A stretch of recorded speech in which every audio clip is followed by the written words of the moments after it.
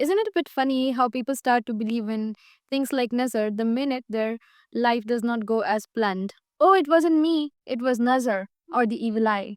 Right, of course. Blame on something invisible because taking responsibility is exhausting. Because the moment you accept that someone else's thoughts can harm you, you've already decided that your inner state is not strong enough to hold your own life. Ironically, the idea of Nazar or evil eye never shows up when your life is stagnant. Nobody worries about evil eye when nothing is happening.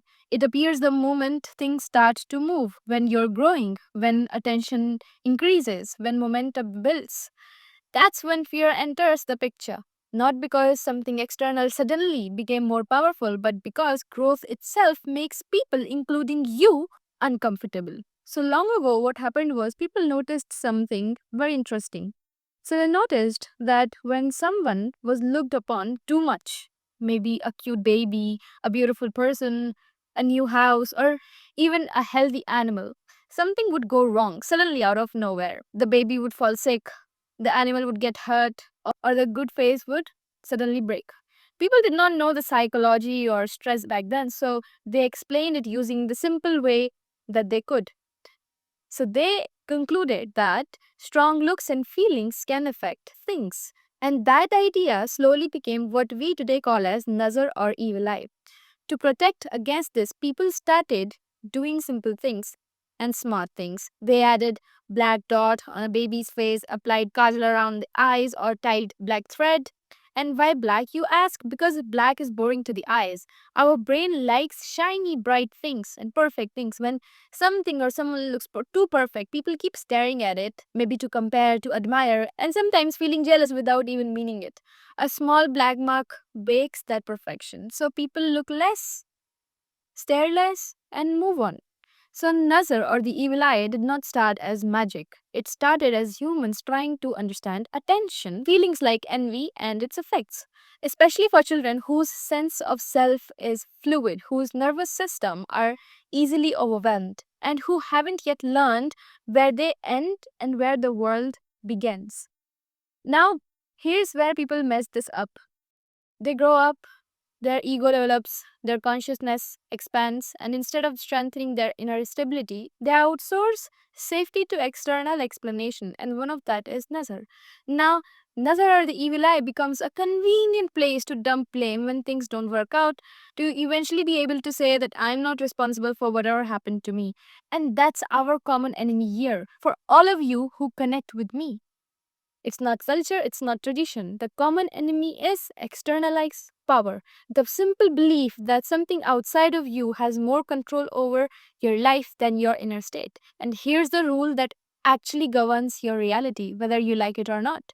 The only reality that matters is the one that your subconscious accepts, not what you say you believe in, not what you post or what you show to others, not what you intellectually agree with, only what your nervous system, your body, and your subconscious accepts. So, if, let's say, your subconscious has accepted that somebody else's bad intention can harm you, then yes, Nazar is very, very real, but only for you. Your perception will narrow, your confidence will drop, your decisions will be taken from a place of fear, and reality will rearrange itself to confirm your bias because humans have something called confirmation bias. Now, this is not because the universe is cruel, but because universe is consistent. You can be the exception to almost everything, but you cannot escape your frequency, your inner state. And this is where people get uncomfortable.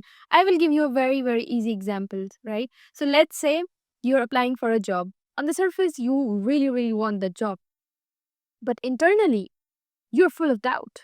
You don't feel worthy of the job. You don't trust yourself. You're already rehearsing failure in your head.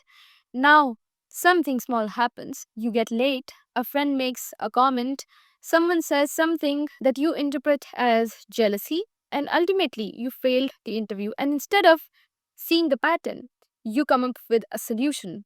Someone put a nazar on me, somebody put evil eye on me. But look closely, will you?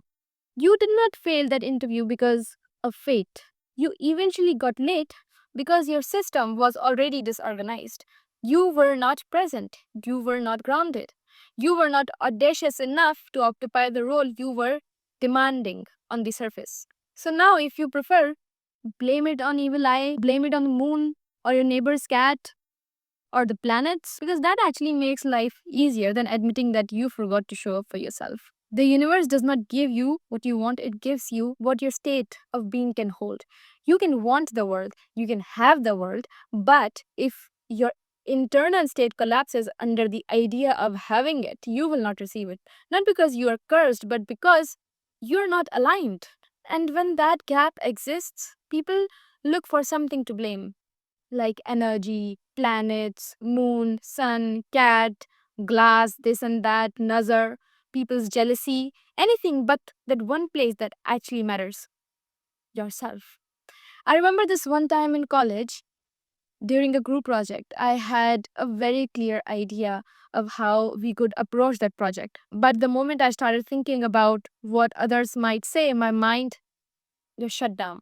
I let their unsaid casual remarks decide for me. So then eventually I did not say anything. I let them take their reins, and when the project failed to hit the mark, my first instinct was to blame them, to feel like their attitudes had undermined me. But the truth hit me hard when I did some internal introspection. I had given away my power before somebody even could try. I had let my doubts, my anticipation of criticism, my need for external validation run the show. And that's what makes beliefs like Nazar so sticky.